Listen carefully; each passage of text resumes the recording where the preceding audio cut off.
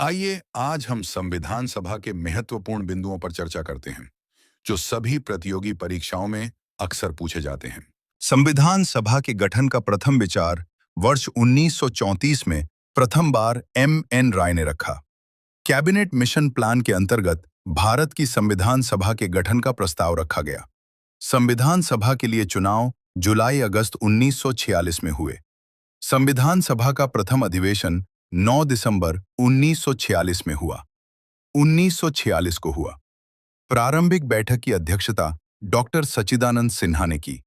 France के model के आधार पर ये अस्थायी अध्यक्ष थे। 11 दिसंबर 1946 को डॉक्टर राजेंद्र प्रसाद को स्थायी अध्यक्ष चुना गया। संविधान सभा में उपाध्यक्ष H.C. मुखर्जी चुने गए। 13 दिसंबर 1946 को पंडित जवाहरलाल नेहरू ने संविधान की प्रस्तावना का उद्देश्य प्रस्ताव प्रस्तुत किया। 22 जनवरी 1947 को उद्देश्य प्रस्ताव को सर्वसम्मति से स्वीकार किया गया और इसे संविधान की प्रस्तावना के रूप में स्वीकार किया गया।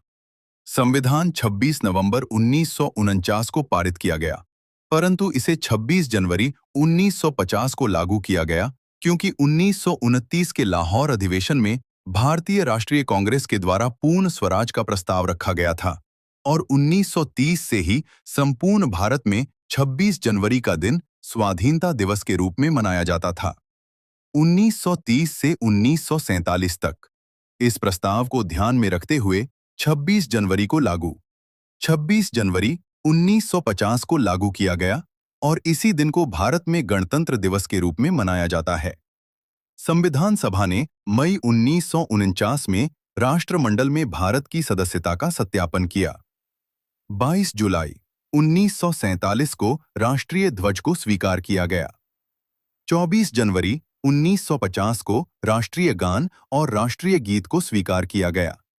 संविधान की अंतिम बैठक 24 जनवरी 1950 को हुई और इस दिन संविधान सभा द्वारा डॉक्टर राजेंद्र प्रसाद को भारत का प्रथम राष्ट्रपति चुना गया।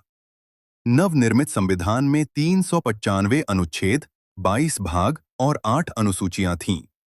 डॉक्टर भीमराव अंबेडकर को भारतीय संविधान के जनक के रूप में जाना जाता है। 2 साल, 11 माह और 17 दिन में संविधान सभा में कुल 11 सत्र हुए। संविधान निर्माताओं द्वारा इसके प्रारूप को 165 दिनों में तैयार किया गया में पूरा किया। संविधान के निर्माण पर कुल 64 लाख रुपए व्यय किए गए।